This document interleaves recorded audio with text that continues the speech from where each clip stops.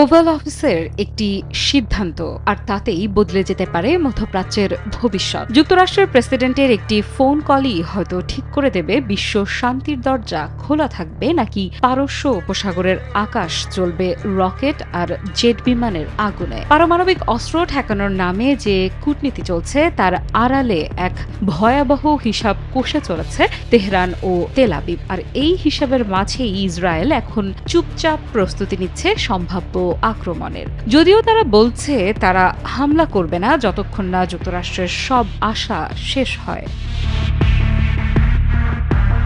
সম্প্রতি মার্কিন প্রশাসনের সঙ্গে বৈঠকে বসেছিল ইসরায়েলের শীর্ষ নিরাপত্তা মহল। উপস্থিত ছিলেন ইসরায়েলের কৌশল বিষয়ক মন্ত্রী রন ডারমার, মোসাদের প্রধান ডেভিড বার্নিয়া এবং জাতীয় নিরাপত্তা উপদেষ্টা জাহি হানেকবি। তারা ওয়াশিংটনকে আশ্বস্ত করেছে যে ইসরায়েল এখনই ইরানের পারমাণবিক স্থাপনায় হামলা করবে না, কিন্তু এই প্রতিশ্রুতি এক শর্তে বাধা। তারা চুপ থাকবে যতক্ষণ না প্রেসিডেন্ট ট্রাম্প ঘোষণা দেন যে আলোচনার সব পথ শেষ।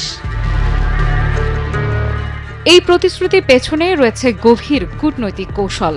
ইসরায়েল জানে যুদ্ধ এখনই শুরু করলে আন্তর্জাতিক মহলের সমর্থন পাওয়া যাবে না, তাই তারা সময় নিচ্ছে। কূটনীতির ব্যর্থতার প্রমাণ চায়, আর যদি সেই প্রমাণ আসে তবে যেন বৈধতা নিয়েই চালানো যায় হামলা। এক ইসরায়েলি কর্মকর্তা স্পষ্ট ভাষায় বলেন, আলোচনার পথ যখন শেষ হবে তখনই আমরা এগোবো, এর আগে নয়। এমনকি তারা যুক্তরাষ্ট্রকে আশ্বস্ত করেছে সারপ্রাইজ অ্যাটাক বলে কিছু হবে না, সবকিছু হবে পূর্বাভাস অনুযায়ী।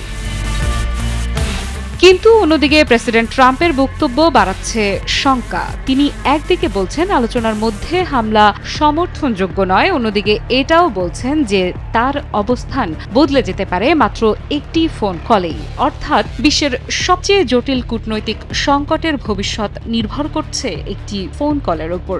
এমন এক সময়ে ইরান এখনও যুক্তরাষ্ট্রের প্রস্তাবের আনুষ্ঠানিক জবাব তৈরি করছে, অথচ সময় শেষ হয়ে আসছে। ট্রাম্পের দেয়া 2 মাসের ডেডলাইন শেষ হবে আগামী সপ্তাহেই।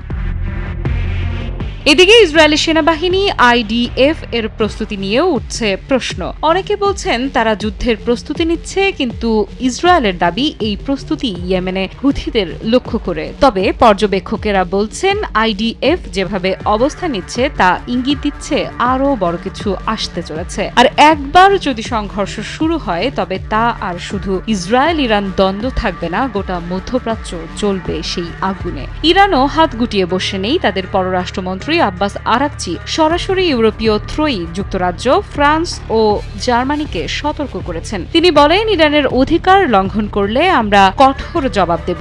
তিনি অভিযোগ করেন ইউরোপ বরাবরই পক্ষপাতদুষ্ট ছিল আর 2025 সালের ভুল পুনরাবৃত্তি করতে চলেছে।